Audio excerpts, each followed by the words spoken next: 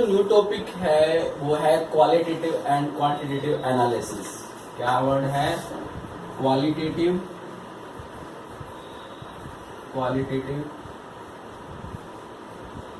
And quantitative analysis.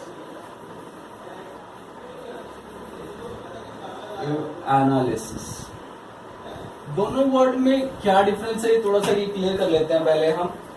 एक है qualitative, एक है क्वांटिटेटिव एनालिसिस। सपोज करो ये मेनली क्या करते हैं, आपको हेल्प भी करेंगे जब आप 12th क्लास में और 11th क्लास में प्रैक्टिकल एग्जामिनेशन में काफी हेल्प मिलेगी आपको इससे, अगर आप इसको सीख लेते हो अच्छे से।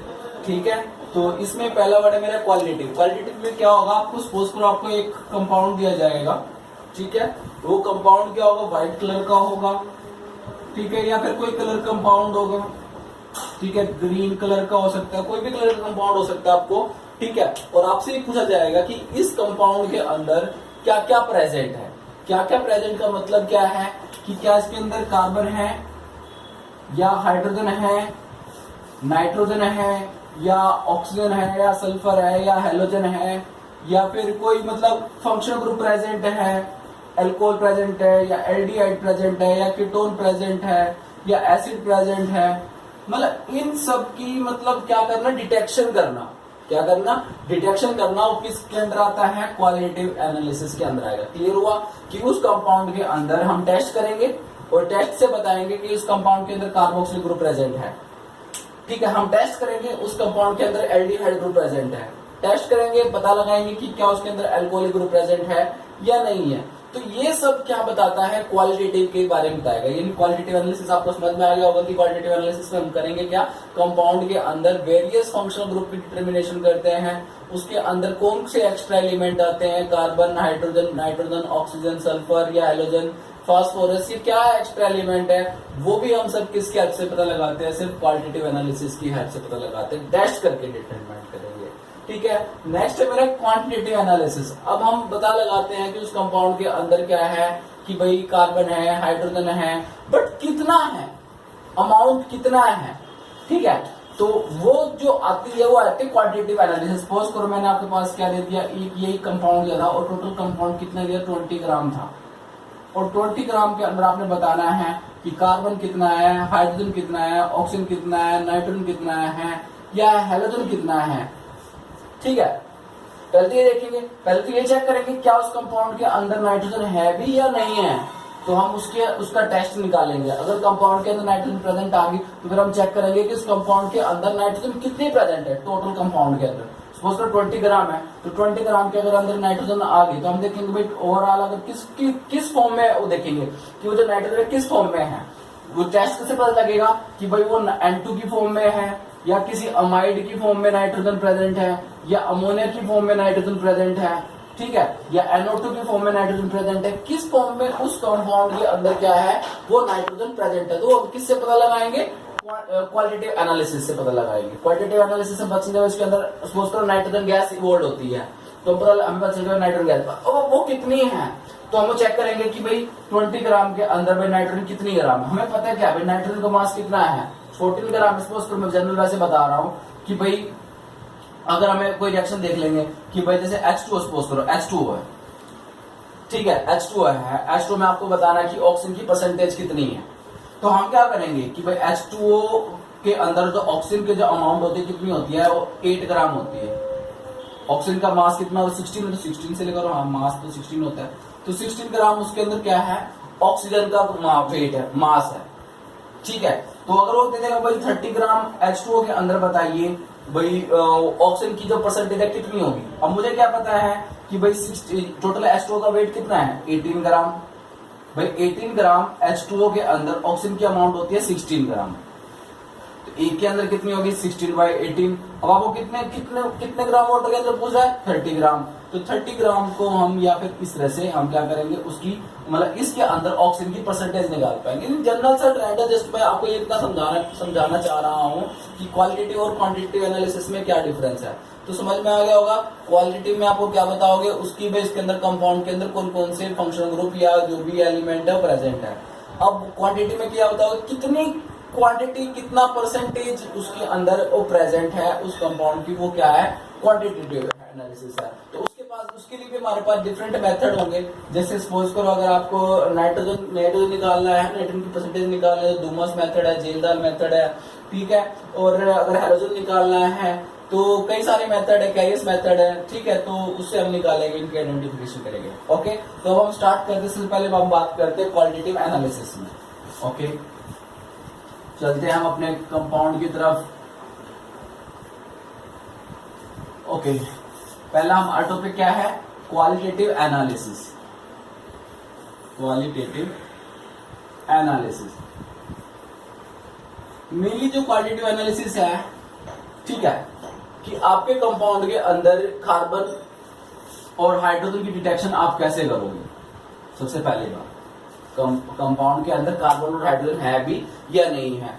तो हमने क्या किया, आपने एक ऑर्गेनिक कंपाउंड लिया, ये हमारा ऑर्गेनिक कंपाउंड है और ये मेरे पास क्या है, कॉपर की स्ट्रिप है। क्या है? कॉपर की स्ट्रिप है। इस कॉपर की स्ट्रिप में मैं क्या करता हूं, अपने कंपाउंड को हीट करता हूं। क्लियर है? तो जो कॉपर की स्ट्रिप पे अगर इसको हीट करता हूं तो मेरे कंपाउंड के अंदर से क्या क्या निकलता है, कंपाउंड के अंदर से जो कार्बन है वो तो, जो कॉपर है वो तो ऑक्सीडाइज होगा ही होगा, वो CuO बना लेता है। बट अगर कंपाउंड के अंदर कार्बन प्रेजेंट है तो किसकी फॉर्म में निकल रहा है, वो CO2 की फॉर्म में। अगर उसके अंदर हाइड्रोजन है तो किसकी फॉर्म में निकलेगा, वो वाटर की फॉर्म में, वो ये चीज होगा। ये समझ में आया? क्लियर हुआ नहीं है? अगर आपके कंपाउंड के अंदर CO2 है या H2O, तो इनकी डिटेक्शन हम कैसे करेंगे, भाई कंपाउंड के अंदर है भी या नहीं है। तो मैंने क्या किया हुआ था कि कंपाउंड के बाहर क्या किया हुआ था, एक CO2, जैसे CO2 है तो CO2 डिटेक्शन के लिए मैंने लाइम वाटर लगा दिया। लाइम वाटर, जो लाइम वाटर के अंदर से अगर आप CO2 को क्या करते हो, पास करते हो, तो जो हमारा लाइम वाटर है वो क्या होता है, मिल्की हो जाता है। क्या हो जाता है? मिल्की हो जाता है। तो मिल्की होने से पता लग जाएगा कि भाई इस कंपाउंड के अंदर से क्या निकला है, कार्बन डाइऑक्साइड इवोल्व हुई है। ठीक है, यानी जैसे ही मैंने एक सेटअप लगाया होता, सेटअप करके मैंने क्या किया, इसके बाहर एक लाइम वाटर लगा दिया। लाइम वाटर के अंदर से क्या करें, ये पास से सपोज करो हमने ये चीज किया हुआ था और यहाँ पे हमने क्या किया, लाइम वाटर फिक्स किया हुआ था। जैसे ही कोई गैस निकलेगी तो गैस किसके अंदर जाएगी, इस लाइम वाटर के अंदर चली जाएगी। ठीक है, जैसे लाइम वाटर है, लाइम वाटर होता क्या है, मेनली ये कैल्शियम ऑक्साइड्स का ये होता है, क्विक लाइम होता है जैसे, ठीक है, CaO होता है। तो जैसे ही CaO इसके अंदर जाएगा, CO के अंदर क्या जाएगी, CO2 जाएगी, तो एकदम क्या हो जाएगा, जो मेरा लाइम वाटर है उसका कलर क्या हो जाएगा, चेंज हो जाएगा। तो उससे आपको क्या पता चलेगा कि भाई इस कंपाउंड के अंदर क्या है, CO2 प्रेजेंट है। अब वो CO2 कितनी प्रेजेंट है, कितनी नहीं है, वो मैं अभी आपको बता देता हूँ। ऐसे वाटर के जैसे अभी थोड़ा सा डिटेल में करते हैं हम आपके लिए।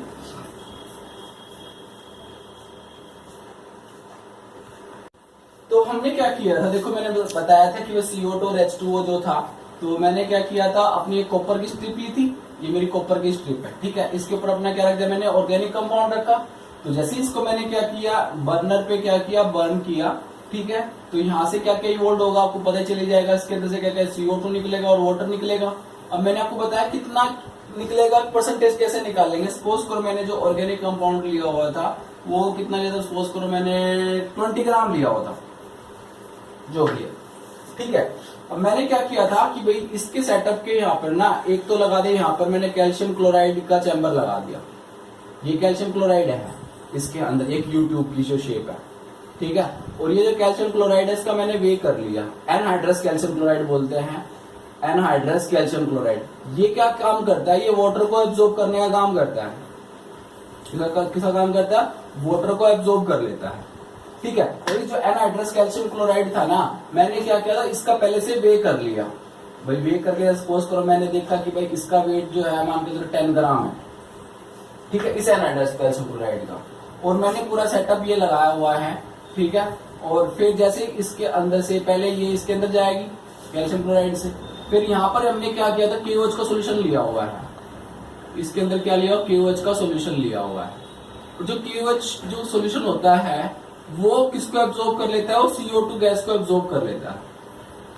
CO2 गैस को क्या कर लेता है, एब्जॉर्ब कर लेता है, उसकी एब्जॉर्ब करने टेंडेंसी होती है। तो इस KOH सोल्यूशन का भी हम क्या कर लेंगे, वे कर लेंगे। सपोज करो इसका भी हमने कितना ले लिया, 10 ग्राम ले लिया, क्लियर है। अब मैंने क्या किया, इसके ये अपना सिस्टम यहाँ से बर्न करना स्टार्ट कर दिया, ठीक है। जो वाटर होगा, वाटर तो कौन एब्जॉर्ब कर लेगा, ये कैल्शियम क्लोराइड एब्जॉर्ब कर लेगा। और जो CO2 निकलेगी वो क्या करेगी, यहाँ तो इसमें तो एब्जॉर्ब हो नहीं पाएगी, तो CO2 क्या करेगी, यहाँ से निकलकर दूसरे चैम्बर में चली जाएगी। किस वाले में, जो ये वाला क्यूज का सोल्यूशन वाला है, इस चैम्बर में चली जाएगी। तो थोड़ी देर के बाद क्या होगा, जितनी CO2 निकल रही थी, जितना वाटर निकलना था, वाटर के वेपर निकलने थे, वो सारे के सारे क्या हो जाएंगे, इनमें एब्जॉर्ब हो जाएंगे। तो उसके बाद हम क्या करेंगे, इनका वे कर लेंगे। अगर इनके वे में क्या हुआ, कुछ इंक्रीमेंट हुआ, तो इसका मतलब है कि भाई उसमें से रिलीज हुआ। अगर वे में इंक्रीमेंट नहीं हुआ तो that mean CO2 does not absorb, ठीक है। या फिर जो भी है, जैसे कैल्शियम क्लोराइड है, कैल्शियम क्लोराइड का वेट कितना, 10 ग्राम था। सपोज करो मैंने उसको दोबारा से वे किया और दोबारा वे करने पर कितना हुआ, 15 ग्राम हुआ। तो यानी वाटर कितना चला गया इसके अंदर, 5 ग्राम। यानी वाटर कितना आ गया, 5 ग्राम इसके अंदर एब्जॉर्ब हो गया। ऐसे मैंने CO2 को क्या किया, 10 ग्राम था और बाद में देखा कि कितनी आया, 12 ग्राम हो गया, ठीक है। तो इसका मतलब क्या हुआ कि भाई 2 ग्राम मेरी जो क्या है CO2 क्या हो गई, एब्जॉर्ब हो गई। 2 ग्राम मेरी कितनी होगी, CO2 एब्जॉर्ब हो गई। क्लियर हुआ, समझ में आ गया या नहीं आया। अब हमने देखा कि भाई इनकी परसेंटेज बतानी है हमने, भाई कौन सा कंपाउंड की परसेंटेज कितनी है। अब आपको पता है कि H2O जो होता है उसका जो मास होता है कितना होता है, 18 होता है। H2O का मास कितना होता है, 18 होता है। तो 18 ग्राम के अंदर जो हाइड्रोजन की परसेंटेज निकालनी है हमने, 18 ग्राम के अंदर हाइड्रोजन कितना है बताइए, कितना है, 2 ग्राम। क्योंकि हाइड्रोजन कितना है, 2 ही तो है। यानी 18 ग्राम वाटर के अंदर हाइड्रोजन कितना होता है, 2 ग्राम। तो 1 ग्राम के अंदर कितना होगा, 2/18। और कितने ग्राम का निकाल, कितने ग्राम का पूछना हमने, 5 ग्राम। तो 5 ग्राम के अंदर कितना होगा, इतना। अब वो कह रहा है कि इसकी परसेंटेज में निकाल लो। तो परसेंटेज निकालने के लिए जितना टोटल वेट दे रखा है 20 इंटू में 100, तो इसको सोल्व करोगे तो हाइड्रोजन की हमारे पास क्या आ जाएगी, परसेंटेज आ जाएगी। देखो परसेंटेज कैसे निकालते हो, परसेंटेज सपोज करो जितने भी आपने ऑब्टेन किए, अगर आपके मार्क्स की बात करी जाए, सपोज करो मेरे 500 में से 300 मार्क्स आए हैं, ठीक है। तो परसेंटेज कैसे निकालोगे आप, जितना आपने ऑब्टेन किया है 300, ठीक है, कितने में से ऑब्टेन किया है 500, मल्टीप्लाई कितना 100, तो परसेंटेज निकालने के लिए 100 से मल्टीप्लाई कर देते हो, तो इससे क्या है परसेंटेज आ जाती है। तो सेम ये चीज किया, तो यहाँ तो ये हमारा कितना है, ये वाला, ये सारा क्या है हमारा गिवन वेट, मतलब इतना हमारा वेट है। और जो 20 क्या हमारा टोटल वेट जिसमें से निकालना है, मल्टीप्लाई 100 तो क्या आ जाती है, हाइड्रोजन की परसेंटेज आ जाएगी। क्लियर हुआ। अब हमने CO2 की भी निकालनी है कि भाई इस कंपाउंड के अंदर जो कार्बन की परसेंटेज है या हाइड्रोजन की परसेंटेज है वो कितनी है, तो वो भी निकाल देते हैं, ठीक है जी। तो ये आपका क्वांटिटेटिवली हो जाएगा साथ के साथ, समझ में आया ना कि भाई कितनी परसेंटेज प्रेजेंट है, कितना अमाउंट प्रेजेंट है। क्लियर हुआ या नहीं हुआ, ठीक है। अगर हम बात करें किसकी, कार्बन डाइऑक्साइड की, अभी आपको ध्यान होगा कार्बन डाइऑक्साइड मैंने कितना निकाला था, 12 ग्राम था। कितना था, 12 ग्राम आया था। और आपको बताना है कि भाई इस 12 ग्राम के अंदर जो CO2 है उसकी परसेंटेज कितनी है, ये तो निकालना है। और टोटल वेट कितना था आपका, 20 ग्राम था, ये तो क्या, ठीक है। अब आपको गिवन वेट निकालना है, तो गिवन वेट कैसे निकालोगे, अब आपको पता है कि भाई कार्बन के जो अमाउंट है कितना है। अब CO2 का मास कितना होता है, 44 ग्राम है। 44 ग्राम के अंदर जो CO2 के अंदर कार्बन की अमाउंट कितनी होती है, 12 ग्राम। समझ में आया, क्योंकि हमने कार्बन का मास निकालना है, ठीक है। तो 40 ग्राम के अंदर इतने हैं, तो 1 ग्राम के अंदर कितना होगा, 12/44। और कितने ग्राम का पूछा है उसने, 12 ग्राम के अंदर ही। समझ में आ गया, 12 ग्राम के अंदर पूछा ना भी 12 ग्राम उसका वेट, सॉरी 2 ग्राम पड़ा था, क्योंकि 10 ग्राम तो किसका था बेटा, KOH का वेट था इनिशियल जब हमने लिया था। वीडियो को रिवाइंड करके देख सकते हो, 10 ग्राम हमने इनिशियल लिया था, जब CO2 उसके अंदर एब्जॉर्ब कर गई तो कितना हो गया था उसके अंदर वेट, 12 ग्राम KOH का वेट हो गया था। तो इसके अंदर CO2 की एब्जॉर्बेशन कितनी आई, 2 ग्राम CO2 आई। तो हमने बताना है कि 2 ग्राम CO2 के अंदर कार्बन की परसेंटेज कितनी आएगी। क्लियर है। तो हमें क्या पता है कि CO2 का मास कितना था, 44 ग्राम। 44 ग्राम के अंदर कार्बन कितनी होती है, 12 ग्राम।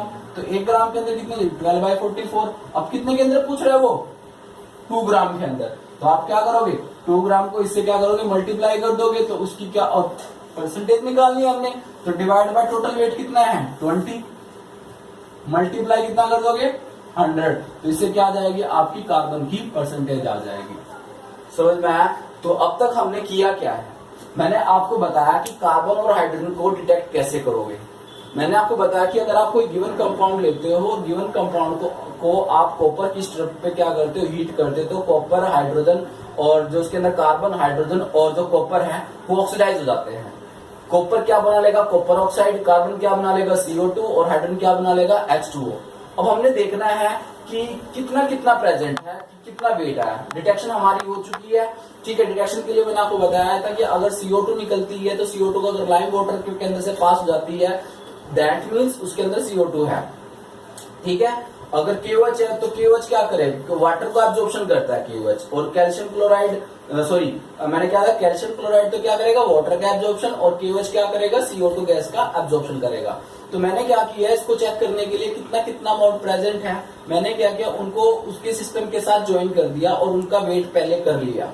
और जैसे मैंने क्या किया, उसके अंदर से CO2 एब्जॉर्ब हुई, CO2 निकली, तो वो किसमें एब्जॉर्ब होगी, वो KOH के अंदर एब्जॉर्ब होगी। और जो वाटर होगा वो किसके अंदर एब्जॉर्ब होगा, वो कैल्शियम क्लोराइड के अंदर एब्जॉर्ब हो जाएगा। फिर हम उनका क्या कर लेंगे, वे कर लेंगे, और डिफरेंस से बता जाएगा कि किसके अंदर कितना अमाउंट गया है, ठीक है। जैसे मैंने बात बताया, मैंने 10-10 ग्राम दोनों को लिया था, एक के अंदर 15 ग्राम था, ठीक है, और एक के अंदर 12 ग्राम हो गया था। यानी जो 15 ग्राम है यानी 5 ग्राम का इंक्रीमेंट हुआ है, एक के अंदर 12 ग्राम यानी 2 ग्राम का इंक्रीमेंट हुआ है। फिर वहां से हमने क्या करी, उनकी परसेंटेज को फाइंड आउट किया। कैसे फाइंड आउट किया, आपको गिवन जो कंपाउंड है जैसे H2O या CO2 है तो आपको उसका मास निकाल लेना है। आपको पता होना CO2 का अगर मास 44 है तो 44 ग्राम के अंदर कार्बन कितना होगा, 12 ग्राम। 1 ग्राम के अंदर कितना होगा, 12/44, और जितने का पूछ रहा है उसको उससे मल्टीप्लाई कर दो, ठीक है। और परसेंटेज निकालनी है तो जो गिवन वेट आपको टोटल ऑर्गेनिक कंपाउंड दे रखा है तो उसको डिवाइड बाय उसके टोटल ऑर्गेनिक कंपाउंड से डिवाइड कर दीजिए और मल्टीप्लाई इनटू 100 से कर दीजिए, तो आपकी क्या आ जाएगी, परसेंटेज आ जाएगी। क्या आपको यहाँ तक क्लियर है, बोलो क्लियर, ओके। अभी इसने एक बच्चे ने क्वेश्चन राइज किया कि सर आप क्वालिटी बता रहे थे। मैंने कहा हाँ बेटा, तो क्वालिटी कैसे पता चली सर हमें। मैंने आपको बताया कि बेटा ध्यान रखो क्या चीज, अगर CO2 गैस को आप डिटेक्ट करना है, ठीक है, तो आप कैल्शियम जो लाइम वाटर है अगर वो मिल्की हो जाता है तो दैट मीन CO2 निकली है, और CO2 के अंदर क्या होगा, कार्बन होगी। डिटेक्शन होगी कार्बन की या नहीं हुई, ओके। अब एक बच्चे ने कहा सर हम हाइड्रोजन की H2 की डिटेक्शन कैसे करेंगे। मैंने कहा बेटा आप कॉपर सल्फेट ले लो। जो कॉपर सल्फेट होता है वो कलरलेस का होता है, सिंपल कॉपर सल्फेट लेना है, वो कलरलेस का है। अगर उसको आप अगर उसने वाटर को एब्जॉर्ब कर लिया तो जो कॉपर सल्फेट है उसका कलर चेंज हो जाएगा, वो ब्लू कलर का हो जाएगा। अगर वो ब्लू कलर का हो गया दैट मीन्स उसके अंदर क्या गया, वाटर गया है, और वाटर गया है तो दैट मीन्स उसके अंदर क्या होगी, हाइड्रोजन होगी। इस तरह से आप डिटेक्शन कर सकते हो किसकी, कार्बन और हाइड्रोजन की, ठीक है, विद एक्सपेरिमेंट, ठीक है। कार्बन की उससे आप करोगे लाइम वाटर से CO2 की फॉर्म में, और हाइड्रोजन की किसकी करोगे फॉर्म, और वाटर की फॉर्म में, किसकी हेल्प से, कॉपर सल्फेट की फॉर्म से। क्लियर हो गया आप तो, बताओ, ओके। तो अब हम क्या करेंगे, क्वालिटेटिव एनालिसिस में हम करेंगे डिटेक्शन करेंगे किसकी, एक्स्ट्रा एलिमेंट की, नाइट्रोजन की, सल्फर की और हैलोजन की, एक्स जिसको मैंने माना। तो इनको डिटेक्ट करने से पहले हमें क्या बनाना पड़ता है, बड़ा इंपॉर्टेंट है ये, बच्चों में बनता भी नहीं है ये, BSc MSc और 12th क्लास में 11th क्लास से स्टार्ट हो जाता है बच्चों के लिए ये, पर फिर भी नहीं निकलते। तो उससे हमें पहले बनाना पड़ता है एलई। तो एलई का नाम क्या क्या है, लेसाइन एक्सट्रैक्ट, क्या बोलते हैं उसको, लेसाइन एक्सट्रैक्ट। और दूसरा नाम क्या है इसको, हम क्या बोलते हैं, सोडा एक्सट्रैक्ट बोल देते हैं। जनरल हम एलई की बात करेंगे, ध्यान रखिए, ठीक है। अब एलई को बनाते कैसे, पहले तो हम ये एलई बनाएंगे। जिस भी आपके कंपाउंड की एलई बनानी है, जिसके अंदर आपको चेक करना है नाइट्रोजन, सल्फर या हैलोजन है, तो उस कंपाउंड की आपको एलई बनानी पड़ेगी। तो उसके लिए आपको क्या क्या चाहिए, चाइना डिश चाहिएगी, चाइना डिश, ठीक है। चाइना डिश देखी होगी आपने सभी ने, तो ये क्या होती है, चाइना डिश होती है, ठीक है। और एक चाहिए हमें वायर गेज, आपने वायर गेज भी देखी होगी, ठीक है, ये वायर गेज होती है जो जाली सी होती है, ठीक है। बर्नर चाहिएगा आपको, ठीक है, बर्नर, ये बर्नर लगा हुआ, क्लियर है। और यहाँ पर हमने क्या लेना है, ये जो छोटी छोटी ट्यूब लेनी होती है, 3 ट्यूब लिया मैंने, ये बहुत ही थिन होती है, इस तरह से होती है ये। तो इनको हम बोलते हैं फ्यूजन ट्यूब, क्या बोलते हैं, फ्यूजन ट्यूब। और यहाँ पर रखे हुए हमारे सोडियम के छोटे छोटे पीस, सोडियम के हमने छोटे छोटे पीस काट के रखे हुए हैं। ध्यान से देखना मेरे जो मैं एक्सपेरिमेंट कर रहा हूँ। मैंने क्या किया, एक सोडियम का पीस को उठाया और इसके अंदर डाल दिया, ना तक क्लियर हो गया। सबके अंदर मैंने एक पीस उठा के एक पीस डाल दिया, ठीक है। और ये सोडियम के जो पीसेस होंगे वो कहाँ रखे होंगे, केरोसिन ऑयल के अंदर रखे होंगे। इनको आपने वाटर या पैराफिन जो होता है, ठीक है, पैराफिन वैक्स, ठीक है, उसके अंदर रखे होते हैं। तो आपने इनको ना तो वाटर के नजदीक लेके जाना है, ठीक है, क्योंकि अगर किसी बच्चे ने गलती से इसको भी वाटर के अंदर डाल दिया तो ये एकदम क्या करेंगे, एक्सोथर्मिक रिएक्शन प्रोड्यूस करेंगे और ब्लास्ट भी कर सकते हैं। तो इसलिए थोड़ा सा आपने ध्यान रखना है। तो आपको कितना स्टेप समझ में आ गया है, आपको फर्स्ट स्टेप समझ में आ गया। आपने क्या किया, फ्यूजन ट्यूब के अंदर सोडियम मेटल को डाल दिया। क्लियर हो गया ना तक? मैं इसको रफ कर रहा हूं ताकि साथ में, ताकि ओके। फिर मैंने क्या किया, इन जो सोडियम मेटल, अब ये सोडियम मेटल आ चुका है इनके अंदर, ठीक है। अब आपने इनको क्या करना है, जो ये आपका बर्नर जल रहा है, ध्यान से देखना मेरी हर चीजें को। सोडियम, ये बर्नर हमारा जल चुका है। इसको आपने जो फ्यूजन ट्यूब है, ये वाली फ्यूजन ट्यूब मैंने उठा ली है, उसको किससे पकड़ा, मैंने टोंग से पकड़ा हुआ है। टोंग समझते हो ना, ठीक है, ये टोंग से पकड़ा हुआ है, ऐसे इस तरह से। जैसे मान लो अगर ये मेरी फ्यूजन ट्यूब है तो मैंने इसको, टोंग है ऐसा, टोंग कैंची की तरह होता है वो, तो इसको आपने इसे पकड़ना है और बर्नर में आपने क्या करना है, उसको अब हीट करना है ऐसे। और बर्नर में हीट करते हो तो आपने कुछ सावधानी रखनी है, क्या कि जैसे ही आप इसको, जो फ्यूजन ट्यूब है उसका जो मतलब ये वाला एंड, ये वाला ओपन जो सिरा है, ठीक है, इसको अपने फ्रंट की तरफ नहीं करना या फिर ऐसे दूसरे की तरफ नहीं करना, ठीक है। क्यों?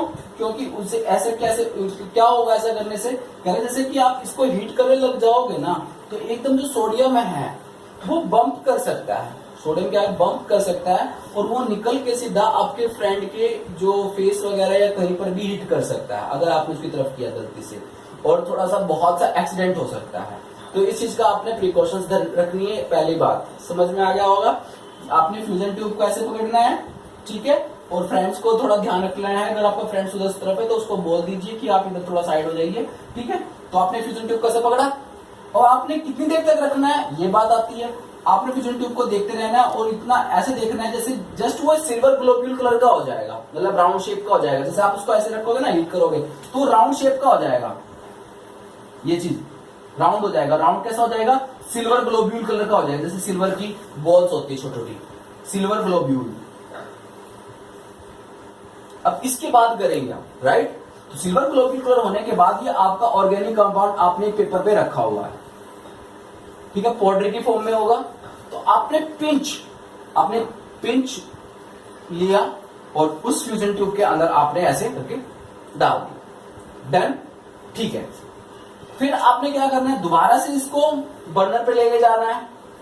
अब कितनी देर रखे, फिर वही प्रिकॉशंस रखनी है, ठीक है। इसको हीट करना है बर्नर पे। अब आपने इतनी देर तक हीट करना है जैसे ही वो रेड हॉट हो जाए, बिल्कुल रेड कलर का हो जाएगा।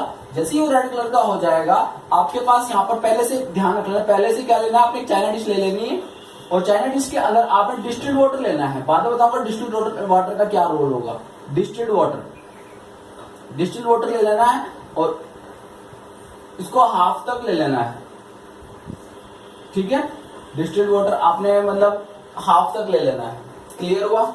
जैसे मैंने इतनी है तो 10 ml 15 ml तक आपने डिस्टिल्ड वाटर ले लेना है। अब आपकी रेड हॉट हो गई है और इसके ऊपर आपने वायर गेज रखनी है, डिस्टिल्ड वाटर इसके ऊपर, चाइना डिश के ऊपर, समझ में आ रहा होगा, ठीक है। जैसे ये क्या हो जाएगी, रेड हॉट हो जाएगी, आपने क्या करना है, एक हाथ दूसरे हाथ से, ध्यान रखना, इससे तो आपकी वो रेड हॉट हो चुकी है, दूसरे हाथ से आपने जैसी रेड हॉट होती है आपने एकदम क्या करना है, इसको जो मैंने क्या लगाया है, वायर गेज लगाई है, इसको उठाना है और इंस्टेंटली से इसमें छोड़ देना है और ये एकदम इसको रख देना है। ये आपने जल्दी से जल्दी काम करना है। कई बार क्या होता है, वायर गेज क्यों रखी जाती है, क्योंकि कई बार क्या होता है, जो चाइना की एकदम ये भी गर्म होती थी पूरी, ये पूरा लाल हो जाएगी जो आपकी ये क्या फ्यूजन ट्यूब है, जैसे ही पूरी रेड हो जाएगी आप एकदम इसमें डालोगे तो एकदम ऊपर की तरफ आ सकती है, ठीक है। थोड़ा सा हमें प्रिकॉशंस रखना है, इसलिए हमने क्या कहते हैं, वायर गेज रखते हैं ताकि अगर कुछ भी ब्लास्ट वगैरह हो, क्योंकि सोडियम वगैरह होता है उसके अंदर, ठीक है। और इस तरह से आपने इसके अंदर वो मतलब ब्रस्ट हो जाएगी। जैसे ही आप कोई चीज को रेड को डालोगे, कंच को, तो एकदम वो टूट जाएगी, ब्रस्ट हो जाएगी, क्लियर हो गया इतना, ठीक है। फिर आपने क्या करना, दूसरे वाले उठानी है, दूसरे वाले को भी क्या करना है, पहले उठा के इसको हीट करना है, किसको, सोडियम को, ठीक है। और सोडियम को हीट करने के बाद क्या ध्यान रखना, कैसा हो जाएगा, सिल्वर ग्लोब्यूल कलर का हो जाएगा। उसके बाद आपने थर्ड स्टेप पे क्या करना है, जैसे सिल्वर ग्लोब्यूल का हो जाएगा, पिंच उठाना है और उसके अंदर डाल देना है। फिर थर्ड स्टेप पे आपने फिर क्या दोबारा से उसको क्या करना है, हीट करना है। कितना हीट करने के लिए, जब तक वो रेड हॉट ना हो जाए। कई बार क्या करेगा, उसके आगे सिरे पर क्या लग जाएगी, फ्लेम आ सकती है, मतलब आग लग सकती है। तो आपने घबराना नहीं है, तो आप थोड़ा सा हटा लीजिए ऐसे हल्के से, फिर वो दोबारा से इसको लेके जाइए और जब तक वो पूरा रेड हॉट ना हो जाए तब तक उसको हीट करते रहिए। अगर नहीं होता रेड हॉट तो आप उसको कम से कम 2-3 मिनट तक रखें और जैसे ही वो काफी देर तक रखने के बाद फिर आपने दोबारा से इसको उठाना है और उसके अंदर डिप कर देना है। क्लियर। फिर नेक्स्ट सेम प्रोसीजर, डिप कर दो। फिर क्या करना है, आपने इसको ग्लास रोड की हेल्प से इसको थोड़ा सा क्रश कर देना है। किसको, जो आपकी ये इसके अंदर फ्यूजन ट्यूब है। क्लियर है। अब आपने इसको क्या करना है, इस चाइना डिश को अपने बर्नर पर रख दीजिए। बर्नर पर रखने के बाद आपने क्या करना है, इसको कितनी देर तक हीट करना है। अगर आपने यहाँ पर 10 या 15 वॉल्यूम लिया है तो आपने इतना हीट करना है कि 1/3 रह जाए। 1/3 कितना हो जाए, 5 वॉल्यूम, क्योंकि जितना वाटर होगा सारा क्या हो जाएगा, मेनली हमने कंसंट्रेट करना होता है, तो वो क्या हो जाएगा, इवेपोरेट हो जाएगा और आपका सोल्यूशन कितना रह जाएगा, 5 वॉल्यूम हो जाएगा। फिर आपने क्या करना है, उसको फिल्टर कर लेना है। फिल्टर, ठीक है। ये आपकी जो क्या है, फनल है, और इस फनल के अंदर आपने क्या रखना है, जो फिल्टर पेपर रखना है। ठीक है, फिल्टर पेपर रखा और इसके अंदर जैसे 1/3 हो जाता है, इसके अंदर डाल दीजिए और नीचे आप यहाँ किसी बिकर में वो अपना जो फिल्ट्रेट है, जो लिक्विड आया है, जो 5 ml आया है आपका, ठीक है, वो फिल्टर कर लीजिए। क्योंकि फिल्टर क्यों किया है, क्योंकि उसके अंदर क्या होंगे, क्रशिश पार्ट होंगे, तो उस क्रशिश पार्ट को हमने क्या कर लेना है, रिमूव कर लेना है। और ये जो आपका लिक्विड आया है, इसी को हम क्या बोलते हैं, एल्ली बोलते हैं। समझ में आया एल्ली कैसे बनाई गई। तो एल्ली इस तरह से बनानी है। कुछ बच्चों की एल्ली क्या होती है, मेनली कहा जाता है कि जो एल्ली हो जाए, अगर आपका कंपाउंड क्या है, व्हाइट है, तो एल्ली भी आपकी कैसी होनी चाहिए, कलरलेस होनी चाहिए। कई बार क्या होते हैं, एल्ली क्या होते हैं, कई बच्चों की कलर्ड बन जाती है, ब्लैक बन जाती है। तो ब्लैक का मतलब है कि उसमें उस कंपाउंड का जो फ्यूजन है वो अच्छे से नहीं हुआ। ठीक है, समझ में आया। अब किसी बच्चे ने कहा कि सर आपने एल्ली क्यों बनाई है। बेटा एल्ली इसलिए बनाई जाती है क्योंकि जो हमारा कंपाउंड है, ऑर्गेनिक कंपाउंड होता है, वो कोवलेंट बॉन्ड में होता है। किस फॉर्म में होता है, कोवलेंटली बॉन्डेड होते हैं। तो हमने उनको क्या करना होता है, आयनिक डिसोशिएट करने के लिए उनको आयनिक बॉन्ड में कन्वर्ट करना होता है। तो आयनिक बॉन्ड में कन्वर्ट करने के लिए हम उसके अंदर सोडियम मेटल का क्या कराते हैं, फ्यूजन कराते हैं। जिसकी वजह से क्या हो जाता है, वो सोडियम मेटल, अगर उसके अंदर क्या है, नाइट्रोजन है, तो नाइट्रोजन है तो किस फॉर्म में कन्वर्ट होते हैं, कार्बन, सोडियम प्लस में कार्बन, अगर उसके अंदर नाइट्रोजन होगी तो क्या बना लेगा, NaCl बना लेगा। और जो NaCl होता है वो क्या बनाता है, आयनिक कंपाउंड की तरह ट्रीट करता है। अगर सल्फर होगा तो क्या बना लेगा, Na2S बना लेगा। अगर हेलोजन होगा तो क्या बना लेगा, NaCl, या इस तरह से NaBr, NaI, इस तरह से सोडियम आयोडाइड बना लेगा। तो यानी कहने का मतलब है, आपसे 2 क्वेश्चन पूछे जाएंगे। पहला क्वेश्चन क्या, कि हम एल्ली क्यों बनाते हैं। क्लियर, हम एल्ली क्यों बनाते हैं। तो आपने क्या जवाब देना है कि सर एल्ली इसलिए बनाते हैं क्योंकि जो हमारा ऑर्गेनिक कंपाउंड होता है वो कोवलेंटली बॉन्डेड होता है। तो कोवलेंटली बॉन्डेड को इसी से आयनाइज नहीं किया जा सकता, तो उसको आयनिक बॉन्ड में कन्वर्ट करने के लिए हम उसमें सोडियम मेटल का फ्यूजन कराते हैं, जिसकी वजह से हमारा जो कंपाउंड है वो आयनिक बॉन्ड में कन्वर्ट हो जाता है और इसी से हमें जो कंपाउंड होते हैं वो हमें एलिमेंट डिटेक्शन करने में हेल्प मिल जाती है। क्लियर। दूसरा, अगर आपके कंपाउंड की जो एल्ली है, अगर वो कलरलेस बनती है, दैट मीन्स वो ठीक है। अगर कंपाउंड की कई बार क्या होती है, एल्ली करेक्ट नहीं बन रही, दैट मीन्स मतलब कलर्ड बन रही है, ब्लैक बन रही है, तो इसका मतलब है कि कंपाउंड के अंदर क्या हुआ, जो फ्यूजन हुआ है सोडियम मेटल का, वो प्रॉपर वे से नहीं हुआ है। ठीक है। तो अगर कई बार क्या होता है, बच्चों का रिजल्ट भी आ जाता है उससे, तो ऐसा नहीं है, आप करके भी टेस्ट करके भी देख सकते हैं। मेनली हमने टेस्ट को आइडेंटिफाई करना है। क्लियर हुआ, इतना बताइए। तो बच्चों अब तक हमने क्या किया है, वो पता चल गया, हमने क्या बना लिया, एल्ली बना ली है। उस एल्ली को आपने क्या करना है, इस तरह टेस्ट ट्यूब के अंदर ले लेना है। अब हमने जो टेस्ट करने हैं, अब हमने इस एल्ली से करने हैं, क्योंकि इस एल्ली के अंदर जो हमारा जो ऑर्गेनिक कंपाउंड है, अब वो किस में कन्वर्ट हो चुका है, आयनिक में। जैसे अगर उसके अंदर नाइट्रोजन है, अगर कंपाउंड के अंदर क्या है, नाइट्रोजन है, तो किस में कन्वर्ट हो चुका है, वो सोडियम साइनाइड के अंदर। अगर सल्फर है उस कंपाउंड के अंदर, तो किस में कन्वर्ट हो चुका है, वो सोडियम सल्फाइड के अंदर। अगर उसके अंदर हेलोजन है तो किसके अंदर कन्वर्ट हो चुका है वो NaX के अंदर। इस तरह से हमारा जो कंपाउंड है अब वो इसके अंदर चला गया है। किसके अंदर है वो Li के अंदर है। अब हमें जो बाहर से यहाँ पे जो ऑर्गेनिक कंपाउंड रखा हुआ था अब हमें इसकी जरूरत नहीं है। क्यों? क्योंकि अपने अपने कंपाउंड को किस में कन्वर्ट कर लिया है, आयनिक में। क्या करने के लिए? डिटेक्शन करने के लिए। किसकी? नाइट्रोजन की, सल्फर की, हैलोजन। क्लियर हुआ? तो सबसे पहले हम करते हैं टेस्ट फॉर नाइट्रोजन। तो नाइट्रोजन की डिटेक्शन करने के लिए हम क्या करते हैं, टेस्ट ट्यूब लेते हैं। क्या लेंगे? टेस्ट ट्यूब लेंगे। उस टेस्ट ट्यूब के अंदर हम Li का 1 या 2 ml हम क्या ले लेंगे? Li ले लेंगे। और उसके अंदर हम क्या डालेंगे? फेरस सल्फेट कर। क्या डाल देंगे? Ferrous sulphate. उसके बाद हम क्या करेंगे? जैसे ही फेरस सल्फेट हम इसके अंदर डाल लेंगे तो फिर उसके बाद हम इस सॉल्यूशन को क्या कर देंगे? बॉयल कर देंगे। क्या करेंगे? बॉयल कर देंगे। बॉयल करने पर हमारा जो सॉल्यूशन है, हमारा जो कंपाउंड है वो क्या बना लेगा? सोडियम हेक्सासाइनोफेरेट बना लेगा। क्या बना लेगा? सोडियम हेक्सासाइनोफेरेट बना लेगा। फिर हम क्या करेंगे? इस कंपाउंड को थोड़ा सा न्यूट्रलाइज करने के लिए FeCl3 डालते हैं, फेरस क्लोराइड डालते हैं। जैसे ही फेरस क्लोराइड डालेंगे तो कंपाउंड जब वो बॉयल करने के बाद हम इसके अंदर क्या डालेंगे? फेरिक क्लोराइड डालेंगे। फेरिक क्लोराइड डालने पर हमारा जो कंपाउंड है वो क्या देगा? हमें प्रश्न ब्लू कलर का सोल्यूशन दे देगा। और जैसे ब्लू कलर का सोल्यूशन बन जाएगा तो दैट मीन्स उस कंपाउंड के अंदर क्या है? ये क्या इंडिकेट करेगा? नाइट्रोजन प्रेजेंट है। समझ में आया? क्या करना है आपने टेस्ट ट्यूब लेनी है। टेस्ट ट्यूब के अंदर फेरस सल्फेट डालना है, उसको बॉईल करना है। फेरस सल्फेट आपको बना बनाया मिल जाएगा। अगर नहीं मिलता तो आप फ्रेशली बना सकते हो। फ्रेशली कैसे बनाओगे आप? तो जनरल से आपको सब क्या समझ में आया है? हमने क्या किया है? डिटेक्शन करी है नाइट्रोजन की। कैसे करी? हमने क्या किया? Li बनाई थी। उस Li में से हमने 2 ml हमने टेस्ट के लिए Li ले ली। इसके अंदर एक अलग से सेपरेट टेस्ट ट्यूब के अंदर, उसके अंदर आपने फेरस सल्फेट डालना है।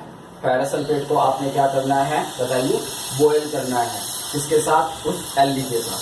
बॉयल करने के बाद आपने क्या करना है? उसके अंदर FeCl3 डालना है। और FeCl3 डालने पर वो क्या बना लेगा? फेरोफेरिसाइनाइड। इसको बोलते हैं Fe4FeCl6 प्राइस का। ये आपको क्या देता है? ऑर्गेनिक कंपाउंड देता है। और जिसका इनऑर्गेनिक कंपाउंड और जिसका जो कलर होता है वो कैसा हो जाता है? पर्शियन ब्लू कलर का हो जाएगा। जो पर्शियन ब्लू कलर का सोल्यूशन बनता है that means it indicate the presence of nitrogen. Clear? Yes, clear. Next हमारा है टेस्ट फॉर सल्फर। जो पिछला हमने किया था किसके लिए किया था? Test for nitrogen. कि हम कंपाउंड के अंदर नाइट्रोजन है या नहीं है। देखो वो नाइट्रोजन वो किसी की फॉर्म में भी हो सकती है। वो फंक्शनल ग्रुप की फॉर्म में पूछा जाए तो अमाइड, अमोनिया, ठीक है, एनिलीन, ठीक है, NO2 या फिर एनिलाइड, किसी भी फॉर्म में भी हो सकती है। जस्ट हमने चेक करना है कि कंपाउंड के अंदर नाइट्रोजन है या नहीं है। वो बात की बात है कि वो कंपाउंड, वो नाइट्रोजन जो है वो किसकी फॉर्म में है, वो हम फंक्शनल ग्रुप के आइडेंटिफिकेशन से पता लगाएंगे कि वो कंपाउंड के अंदर जो नाइट्रोजन है किस फॉर्म में है, अमाइड की फॉर्म में है या NO2 की फॉर्म में है, बेटा किसकी फॉर्म में। क्लियर? तो हम अब चलते हैं सेकंड टेस्ट की तरफ, टेस्ट फॉर सल्फर। अब हम क्या करते हैं? दोबारा से अब हम क्या करेंगे? टेस्ट ट्यूब लेंगे। उस टेस्ट ट्यूब के अंदर जो आपने Li बनाई थी पहले, उसको दोबारा से 1 या 2 ml आप Li ले लीजिए। उसके अंदर आपने डालना है सोडियम नाइट्रोक्लोराइड। क्या डालना है? सॉरी, 2 टेस्ट है, चलो हम ये पहले ही बताता हूं। सोडियम नाइट्रोक्लोराइड का सोल्यूशन डालना है। सोडियम नाइट्रोक्लोराइड ये लैब के अंदर प्रिपेयर होता है, आपको बनाने की जरूरत नहीं है। ठीक है, सोडियम नाइट्रोक्लोराइड आप लैब असिस्टेंट से कहोगे कि सर हमें सोडियम नाइट्रोक्लोराइड का सोल्यूशन दे दो, तो आपको दे देगा। आपने क्या करना है? कंपाउंड लेना है, Li लेनी है, Li के अंदर सोडियम नाइट्रोक्लोराइड का सोल्यूशन डालना है और कुछ नहीं करना। जैसे ही आप उसको डालोगे तो आपको जो कलर ऑब्टेन होएगा, अगर वॉयलेट कलर का ऑब्टेन हो, वॉयलेट कलर आ रहा है, दैट मीन्स वो क्या इंडिकेट कर रहा है? सल्फर प्रेजेंट है। क्लियर? कब? अगर उसके अंदर क्या आया? वॉयलेट कलर आया। एक टेस्ट तो आप ये कंफर्म कर सकते हो। दूसरा टेस्ट क्या कर सकते हो आप? Li लो, Li के अंदर आप क्या डालो? Lead acetate. क्या डालो? Lead acetate. ये भी प्रिपेयर होता है। ठीक है, लेड एसीटेट जैसे ही आप डालोगे तो उसके अंदर क्या बन जाएंगे? ब्लैक कलर के पीपीटी बन जाएंगे। ब्लैक कलर के पीपीटी किसकी वजह से बनते हैं? PBS की वजह से बनते हैं। ठीक है, आपको इनकी फॉर्मूले लर्न होने चाहिए फॉर वाइवा के लिए।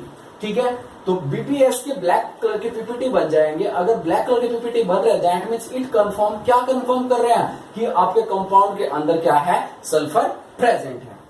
देन यस, नेक्स्ट क्या है, हाँ अगर कंपाउंड के अंदर कई बार क्या होता है नाइट्रोजन प्रेजेंट होता है और सल्फर भी प्रेजेंट होता है एक ही कंपाउंड के, जैसे मैं इसका एक एग्जांपल देता हूं, इतना आपको समझ में आ गया वो दोनों टेस्ट ये, ठीक है। कंपाउंड के अंदर नाइट्रोजन भी होता है सल्फर भी प्रेजेंट होता है, ऐसा कंपाउंड है थायोयूरिया।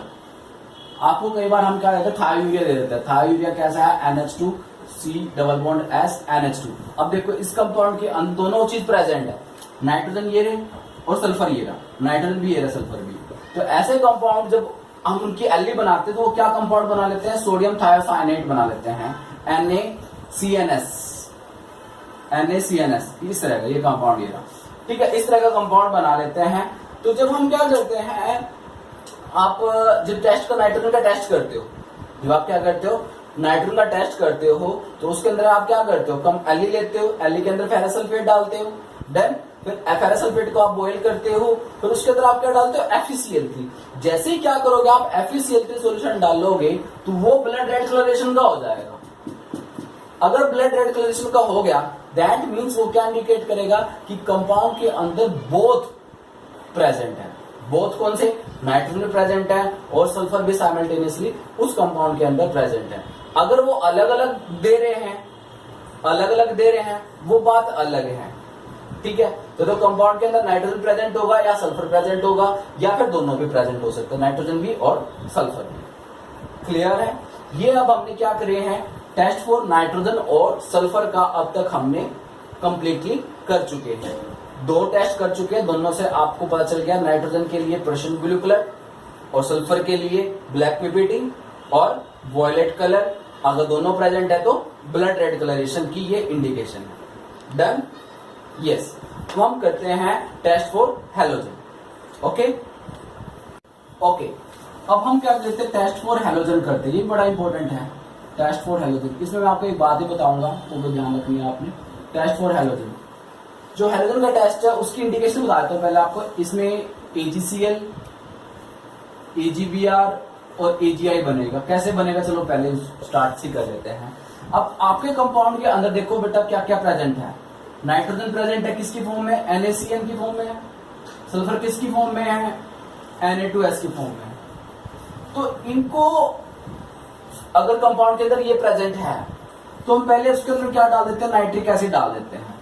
नाइट्रिक एसिड डाल के इसको क्या कर देते हैं, बॉईल कर देते हैं। क्या कर देते हैं, बॉईल कर देते हैं, जिसकी वजह से क्या होगा, जो NaCN है नाइट्रिक एसिड की प्रेजेंस में वो क्या बना लेगा, HCl बना लेगा, गैस है ये भी, और Na2S क्या बना लेगा, वो H2S गैस बना लेगा। तो ये क्या हो जाएंगे, इवोल्व हो जाएंगे अगर कंपाउंड के अंदर इस टाइप की मॉइटीज प्रेजेंट है, ठीक है। फिर हम क्या करते हैं, बॉईल करने के बाद इसके अंदर हम डालते सिल्वर नाइट्रेट AgNO3। अब कंपाउंड के अंदर सिर्फ क्या रह गया, NaX।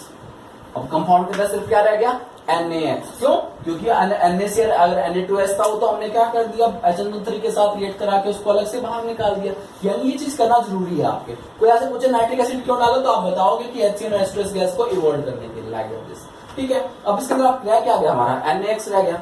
अब NaX को आप क्या करते हो, सिल्वर नाइट्रेट के साथ क्या करोगे, बॉईल करोगे। तो अगर उसके अंदर हेलोजन क्लोरीन है तो क्लोरीन साथ मिलकर क्या बना देगा, AgCl क्या बना देगा, AgCl के बनेंगे व्हाइट पीपीटी बेटा, व्हाइट पीपीटी, ठीक है। जो व्हाइट पीपीटी बनेंगे और AgBr के बनेंगे, कैसे बनेंगे, पेल येलो कलर के, पेल येलो कलर के। और AgI के बिल्कुल कैसे बनेंगे, येलो पीपीटी बनेगी। अब कैसे पता चलेगा कि भाई, अगर देखो पीपीटी से तो इससे तो पता चल जाएगा कि अगर व्हाइट पीपीटी आ रहे हैं दैट मीन्स क्लोरीन प्रेजेंट है। फिर हम क्या डालते हैं, अमोनियम हाइड्रोक्साइड डाल देते हैं सबके अंदर। अगर अमोनियम हाइड्रोक्साइड के अंदर ये कंप्लीटली डिसॉल्व हो गए दैट मीन्स क्लोरीन क्या है, प्रेजेंट है कंपाउंड के अंदर। अगर वो सेपरेटली सोल्यूबल हुआ, सेपरेटली सोल्यूबल किसके साथ, अमोनियम हाइड्रोक्साइड के साथ, इसका मतलब वो क्या है, आपका ब्रोमीन प्रेजेंट है। अगर वो बिल्कुल भी yellow PPT as it is रही, ठीक है, डिसॉल्व भी नहीं हुआ कुछ भी अमोनियम हाइड्रोक्साइड के अंदर, इसका मतलब वो क्या है, आपका आयोडीन प्रेजेंट है। समझ में आया, मैंने क्या बताया कि आपने अपनी एलई लेनी है, एलई को पहले आपने नाइट्रिक एसिड डाल के बॉईल करना है, बॉईल करने के बाद आपने थोड़ी देर तक रखना है ताकि कोई गैस वगैरह इवोल्व हो जाए। फिर उसके बाद आपने क्या डालना है, सिल्वर नाइट्रेट डालना है। सिल्वर नाइट्रेट डालने के बाद आपने ऑब्जर्व करना है कि क्या बना है। अगर बाई पीपीटी बन रहे हैं दैट मीन्स फिर आपने इसको कंफर्मेटरी करने के लिए आपने इसके अंदर क्या डालना है, अमोनियम हाइड्रोक्साइड की सॉल्यूशन डालना है, NH4OH या फिर अमोनिया लिक्विड जो होता है पीछे रखा होता है, तो आपने वो डालना है, थोड़ा सा डालना है, 1 या 2 ml, जस्ट जितना आपके कंपाउंड है। जस्ट हमने क्या करना है, क्वालिटेटिव निकाल रहे हैं, नॉट क्वांटिटेटिवली।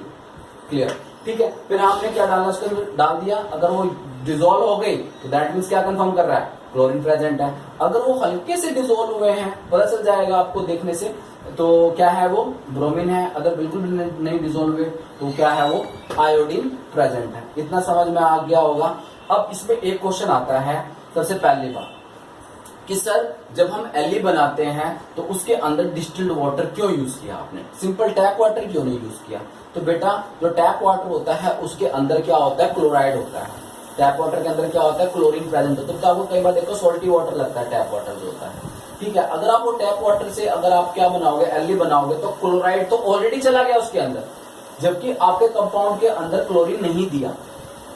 बट क्लोरीन कहां से आ गया, टैप वाटर से आ गया। जब वो टैप वाटर से आ गया तो आपका क्लोरीन का टेस्ट क्या आएगा, कंफर्म है, पॉजिटिव आएगा। और फिर आप चेक कराओगे कि सर हमारा क्लोरीन का टेस्ट पॉजिटिव आया है। फिर मैं चेक करके देख के बताऊंगा कि नहीं है चेक, क्यों, क्योंकि आपने क्या किया, गलती की है। क्या गलती की है आपने, डिस्टिल्ड वाटर की जगह क्या आपने ले लिया, टैप वाटर ले लिया। क्लियर है। कई बार क्या होता है बच्चों को फिर भी कंफ्यूजन रहती है कि हमारा क्लोरीन का टेस्ट पॉजिटिव है या एब्सेंट है।